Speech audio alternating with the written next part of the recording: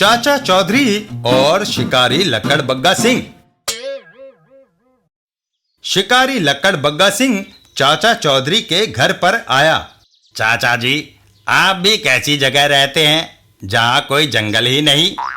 यहाँ जंगल है। कहाँ?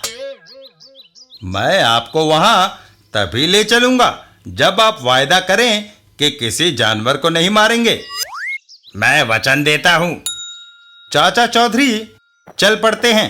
तो आओ मेरे साथ। साबू, तुम भी चलो, ताजी हवा खा लेना। जंगल पहुंचकर यह रहा जंगल।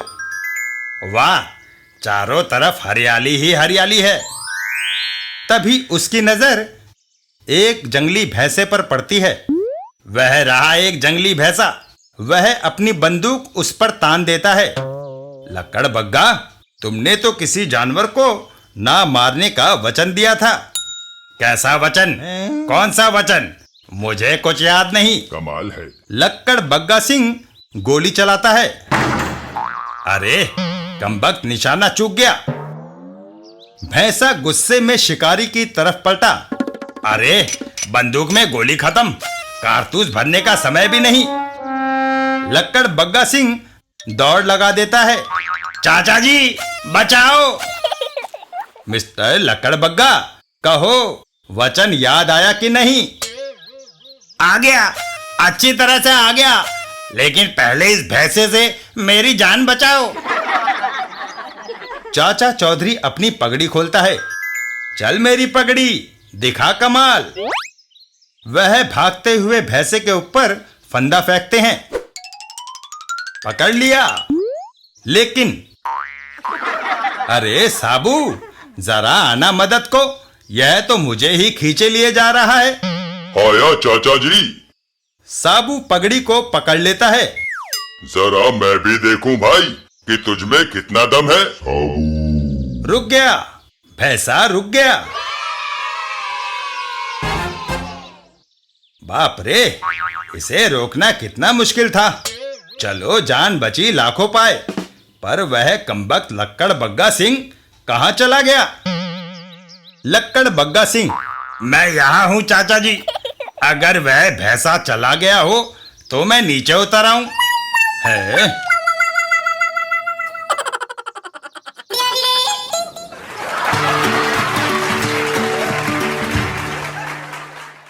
चाचा चौधरी और शूट करने वाली दाढ़ी। एक दिन चाचा चौधरी और साबू। चाचा जी, क्या कभी ऐसा भी हुआ है कि कोई जुर्म करे और पकड़ा ना जाए? साबू, कानून के हाथ बहुत लंबे होते हैं। मुजरिम हमेशा पकड़ा जाता है, कोई जल्दी, कोई देर से।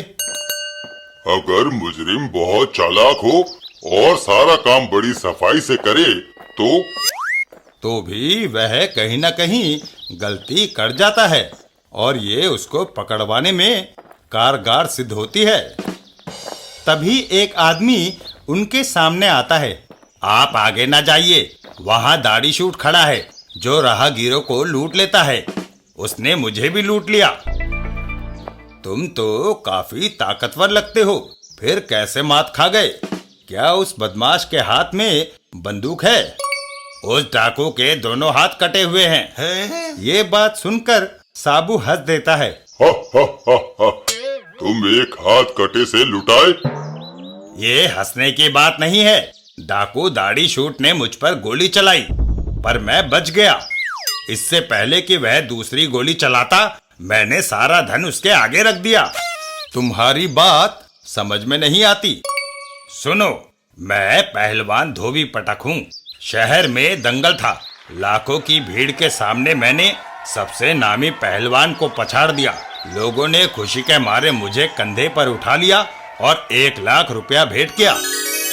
मैं इन रुपयों से पौष्टिक खुराक खाऊंगा ताकि अगला रुस्तम हिंद का खिताब जीत सकूं।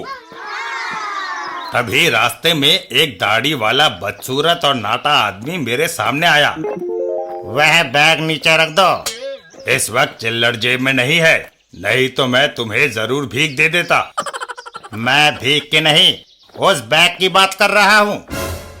गीदड़, शायद तुम नहीं जानते तुम किससे बात कर रहे हो।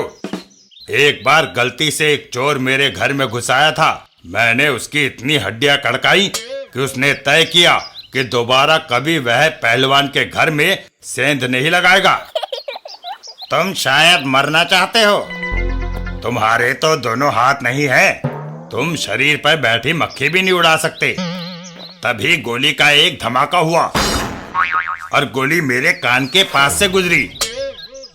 जो काम मेरे हाथ नहीं कर सकते वो मेरी दाढ़ी करती है। वह वार्निंग शॉट था। मैंने चुपचाप अपना बैग उसके पैरों में रखा और वहां से भाग लिया। बाप रे, दाढ़ी है या दो नाली। मैं वहां से भागा तो यहाँ आकर ही सांस ली। सचमुच तुम्हारी कहानी बड़ी विचित्र है। दाढ़ी पिस्तौल की तरह फायर करे, ऐसा पहले कभी नहीं सुना था। इतना कहकर चाचा चौधरी और साबू आगे चल देते हैं। जो कुछ मैंने कहा क्या तुम्हें उस पर यकीन नहीं है? तो फिर उधर क्यों जा रहे हो? तभी रास्ते में उनको कुछ और लोग मिले। वापस चले जाओ, आगे दाढ़ी शूट डाकू खड़ा है। उसने मेरे सारे रुपए छीन लिए। उसने मेरे जेवर ले लिए। मुझे लूट लिया। साबू, ये दाढ़ी शूट जल्दी ही करोड़पति बन जाना चाहता है। चाचा चौधरी और डाकू दाढ़ी शूट, तुम्हारा ख्याल दुरुस्त है। मुझे अमीर बनाने में तुम भी सहयोग दो और जल्दी से जेबें ढीली करो।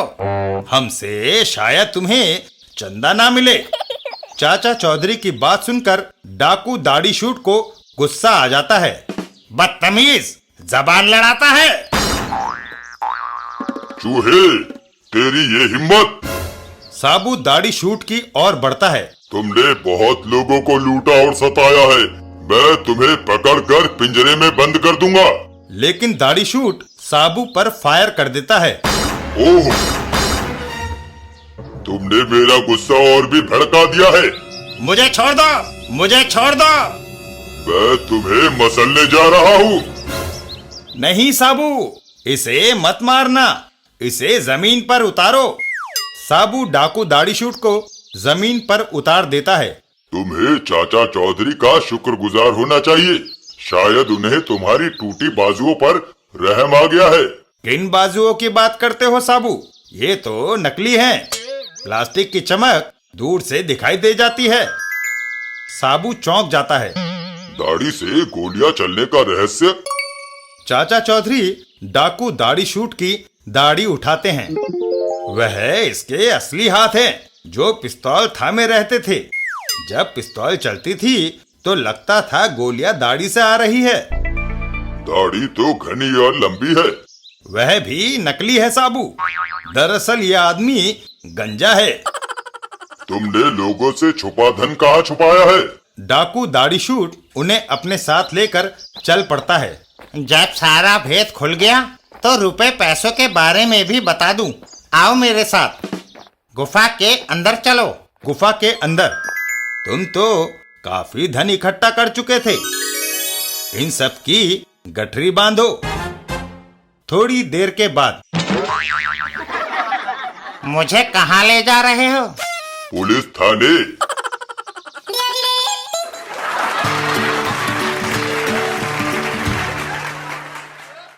चाचा चौधरी और साइंसदान बखीज। हैं? साइंसदान बखीज, जमट, मैंने जल्दी पैसा कमाने का एक रास्ता खोज निकाला है। कैसे बखीज? मैंने यह मशीन इजाद की है। जब कोई राहगीर सड़क पर आता है तो इसके एरियल में आवाज होती है। मैं एकदम बटन दबा दूंगा और बाहर धुआं निकलेगा, जिससे राहगीर बेहोश हो जाएगा। बखीज, आवाज हो रही है। मैं बटन दबाता हूं। बाहर सड़क पर ये सारा पैसा बैंक में जमा कराना है। तभी बिल्डिंग से धुआं निकलता है और उस आदमी को घेर लेता है। ओह, वो आदमी बेहोश होकर जमीन पर गिर पड़ता है। वह बेहोश हो गया। ये तरकीब बड़ी अच्छी है। कुछ देर बाद, मेरा बैग कहाँ गया?